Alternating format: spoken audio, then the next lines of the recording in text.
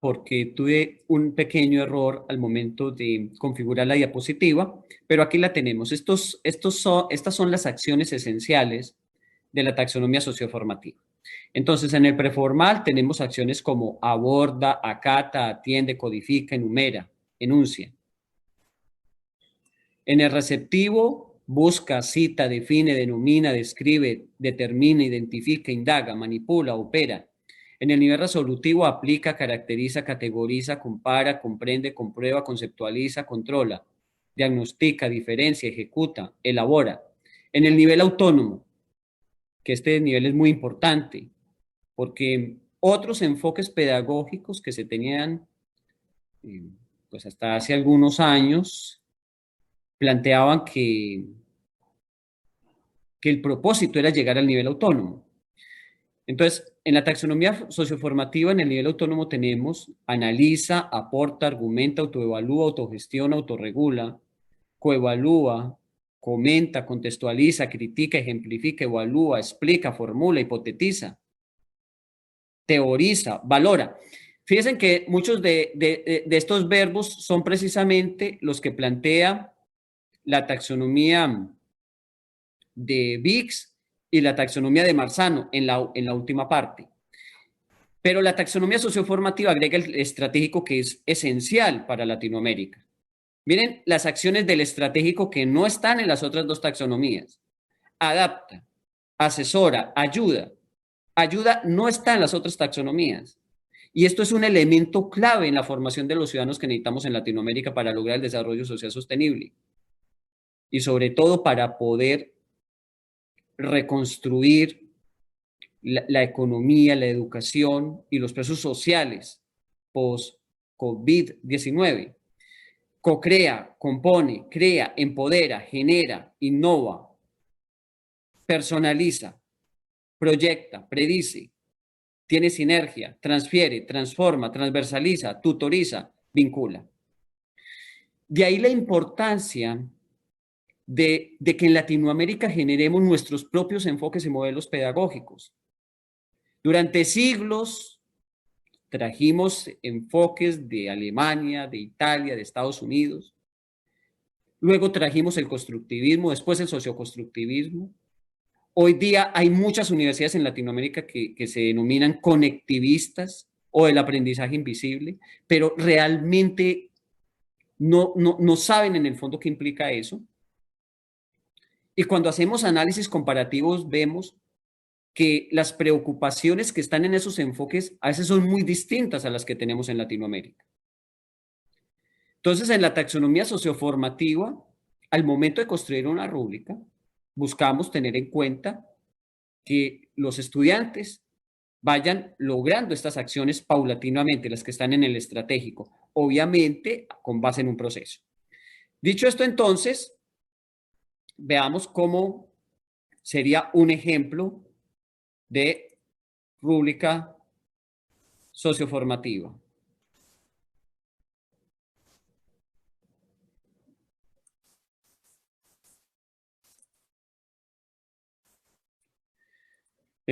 La rúbrica socioformativa, perdón, parte entonces de un resultado de aprendizaje en el marco de una competencia, ya sea específica o genérica. Contiene un producto o valora un producto, tanto en el proceso como en el resultado, tiene unos indicadores específicos y luego unos descriptores que van desde lo más bajo hasta lo más alto. Esta es la estructura de la rúbrica socioformativa. Tenemos en cuenta los productos, los resultados de aprendizaje, los indicadores, los niveles, desde el muy bajo hasta el muy alto. A veces colocamos preformal o simplemente colocamos nivel muy bajo, nivel medio alto, nivel muy alto, o también otros términos. No importa cómo denominemos estos niveles, lo importante es que el proceso se apoye en una determinada taxonomía y obviamente pues nosotros en la socioformación nos apoyamos en la socioformativa.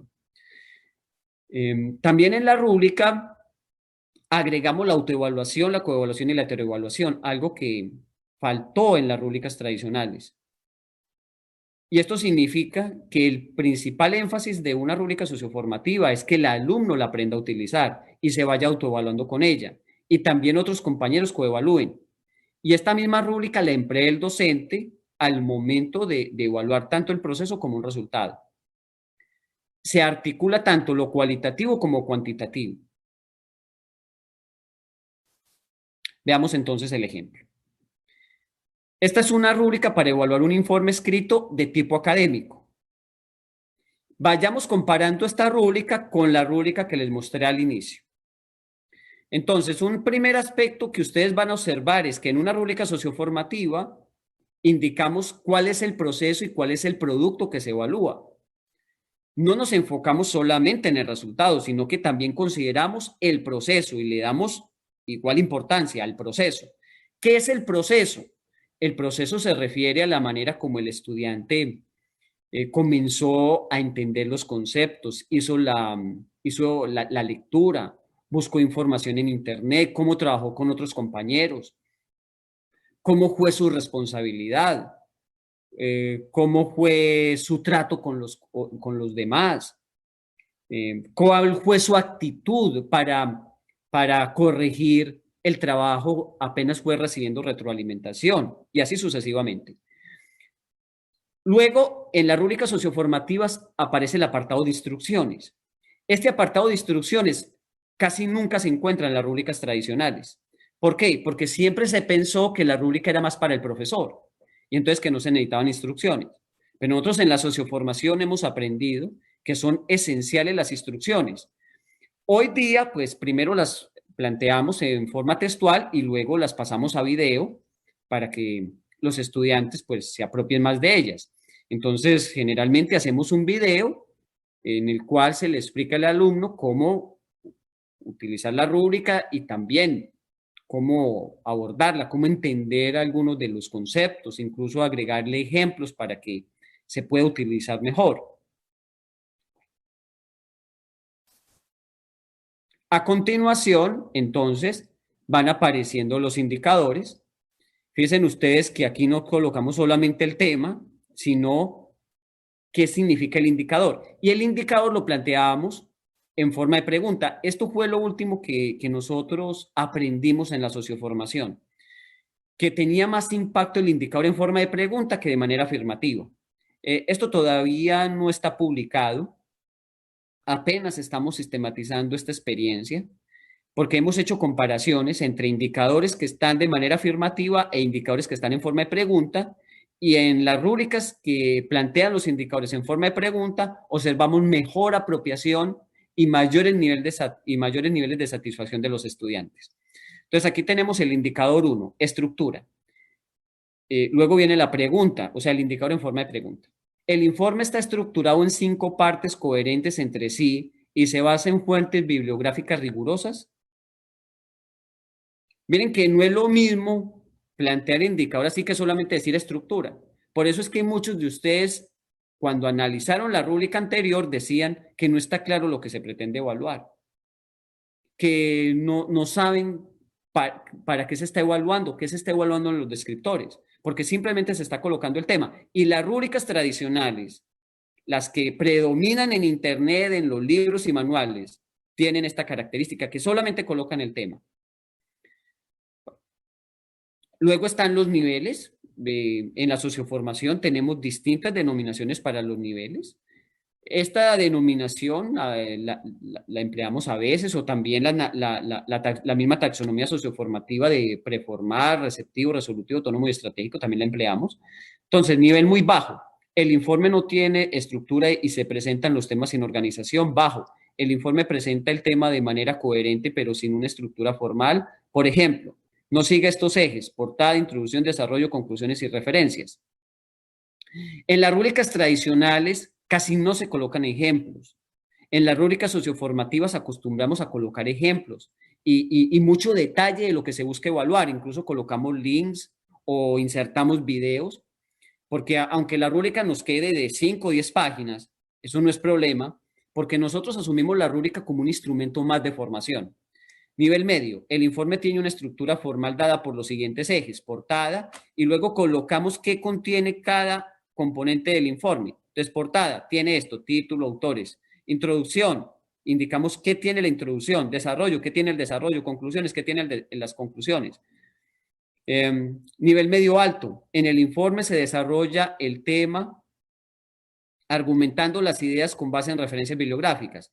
Nivel muy alto, en el informe se articulan los párrafos de acuerdo con la parte abordada. El análisis de la información es con ecuanimidad, indicando logros y aspectos a mejorar. Entonces ustedes dirán, ¿cómo se aplica la taxonomía socioformativa? La taxonomía socioformativa no se aplica de manera mecánica, buscando que cada descriptor corresponda con un verbo, no. Eso se hace con otras taxonomías, en la socioformación, no. En la socioformación, ante todo, buscamos que la taxonomía nos ayude a organizar el proceso. Por ejemplo, en el nivel muy bajo, en la socioformación, no se tiene una estructura.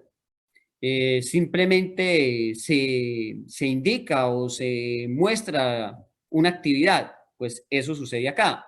El estudiante presenta un informe, cualquier informe, pero sin estructura.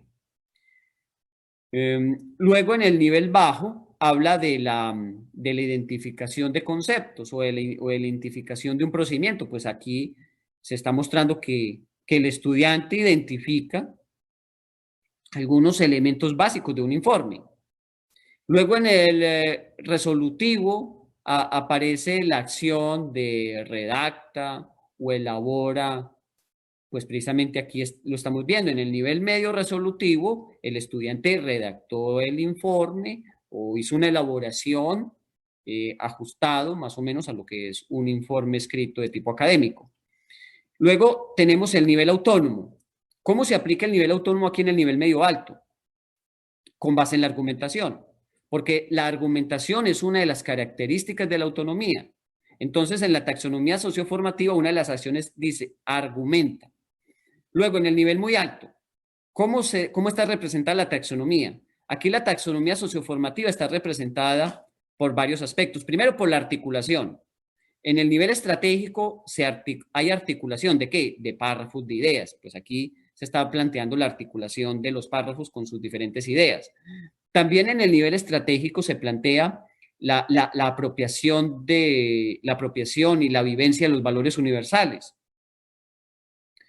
Aquí un valor que se está aplicando es la ecuanimidad, de ser coherentes con la literatura. Podríamos también pues agregar otras cosas.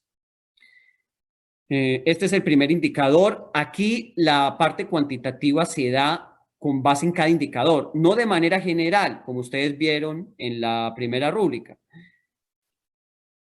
Y el puntaje depende del grado de reto de cada indicador. ¿Y cómo se evalúa el grado de reto? Pues tienen todos los indicadores y al final se comparan y se establece cuál indicador representa un mayor reto para el alumno y a ese indicador se le da mayor puntaje. O si todos los indicadores tienen igual reto, entonces todos valdrían igual. Ese es más o menos el procedimiento que se sigue. Entonces, aquí para poder dar la ponderación, primero se construyeron todos los indicadores y se compararon. Y a este se le dio una ponderación de 2, luego ese 2 se distribuye aquí entre los niveles. Si el estudiante obtiene el nivel muy alto, entonces aquí tendría 2. Luego tenemos el siguiente indicador, que es el abordaje de un problema. Entonces, en el informe se analiza un problema del contexto con base en fuentes bibliográficas rigurosas. Nuevamente tenemos los descriptores, se dan detalles, se evitan los adjetivos, o en vez del adjetivo, pues se explica qué es lo que se pretende valorar en ese adjetivo. Ven ustedes que la ponderación va cambiando de acuerdo con el grado de reto. Aquí se evalúa el análisis.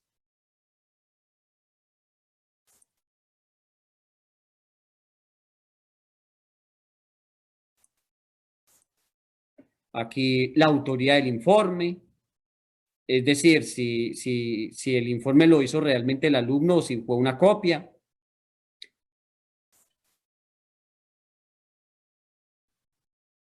Aquí se evalúa la gramática. Entonces miren cómo se evalúa la gramática. En esta parte hay muchos elementos cuantitativos. Entonces, en una rúbrica, algunos indicadores pueden tener más énfasis en lo cualitativo y otros más en lo cuantitativo. Aquí es más cuantitativo. Miren, porque es todo basado en porcentaje de errores gramaticales y también en errores de redacción.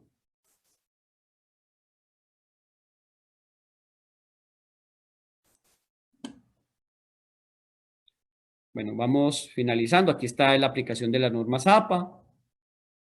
Entonces, fíjense ustedes que en cada nivel se le pide al estudiante un mayor nivel de profundidad en la aplicación de las normas APA. En diversas experiencias se ha planteado que lo más retador en las normas APA pues es configurar las figuras, como cosas así. Bueno, muy bien, pues yo espero que esto haya servido un poco para aclarar cómo es que trabajamos las rúbricas desde la socioformación. ¿Cómo valorar de forma integral y colaborativa? Pues la rúbrica nos ayuda